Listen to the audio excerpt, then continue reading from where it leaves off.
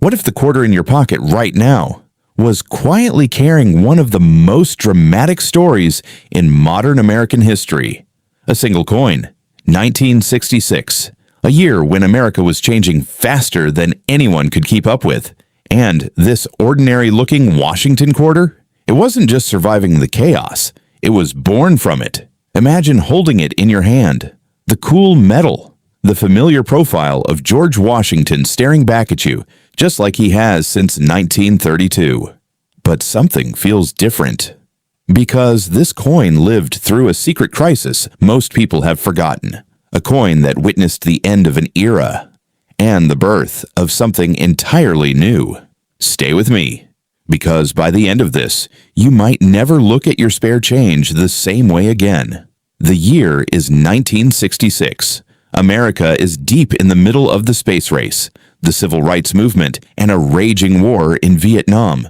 But behind the headlines, something quieter, yet just as dramatic, was happening inside the U.S. Mint. A national coin shortage had gripped the country. People were hoarding silver coins like crazy. Why?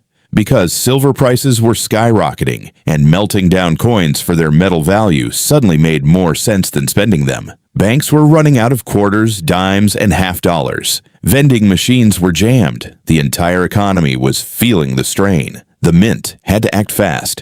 In 1965, they made a radical decision. Stop using 90% silver and switch to a new copper-nickel-clad composition, cheaper, more abundant. But it felt like betrayal to collectors who loved the old silver coins. And then came the next bold move. To discourage even more hoarding by collectors chasing rare mint marks, they removed the mint marks entirely from all circulating coins in 1965, 1966, and 1967. That's right, every single 1966 Washington quarter you'll ever find has no mint mark, no D, no S, nothing. They're all technically from Philadelphia, but you'd never know it just by looking. Over 821 million of these quarters were struck. That's not a typo. 821 million. They were pumping them out around the clock to flood the system and end the shortage. Most of them circulated hard. They bought bread, paid for parking, dropped into jukeboxes playing the hits of the Beatles and Motown. They lived real American lives. But that massive production created something special for us today. Hidden stories in the details. Let's look closer at the design that makes this coin feel alive. On the obverse, John Flanagan's powerful portrait of George Washington. That stern, dignified profile. The strong jawline. The hair tied back in that classic 18th century style. Liberty arched proudly above. The date 1966 below. And the powerful words, "In God We Trust," to the left. Every line feels intentional, weighty, almost presidential. Flip it over, the reverse hits different. A majestic bald eagle, wings spread wide, perched on a bundle of arrows, olive branches of peace below. United States of America ringing the top. A pluribus unum above the eagle, and at the bottom simply $quarter. No fancy extras, just pure, clean symbolism of strength and unity during a divided time. But here's where it gets cinematic. Most people glance at these coins and move on. Collectors, they lean in. They pull out loops. They hunt for the hidden details most ignore. Look at the eagle's feathers.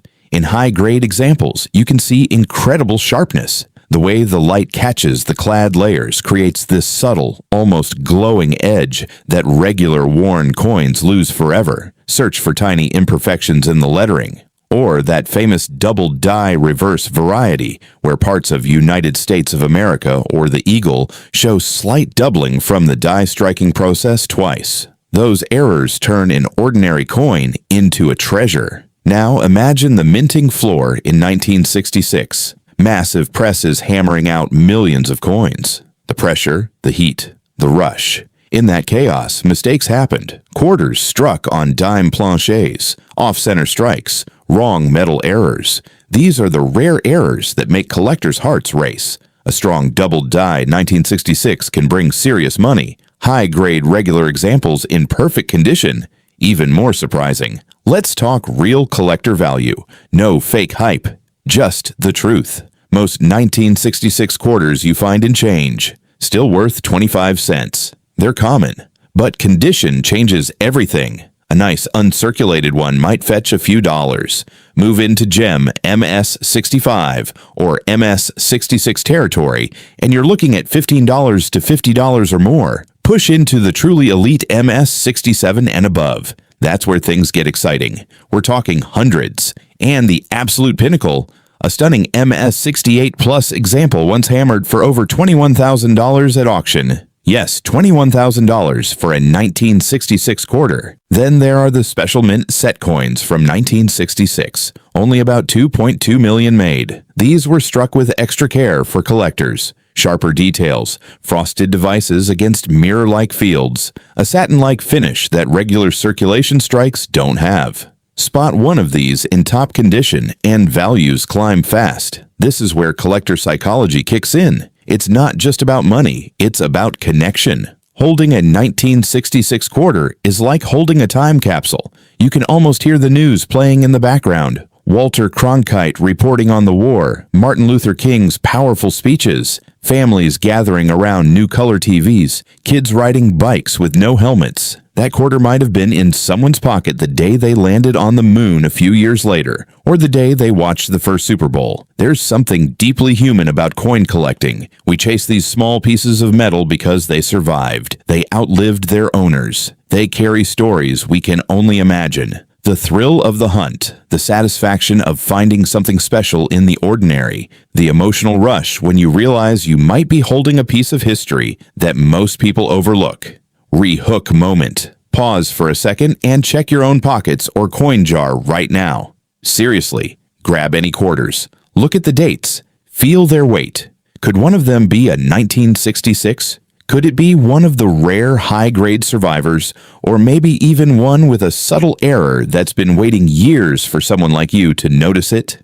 That's suspense.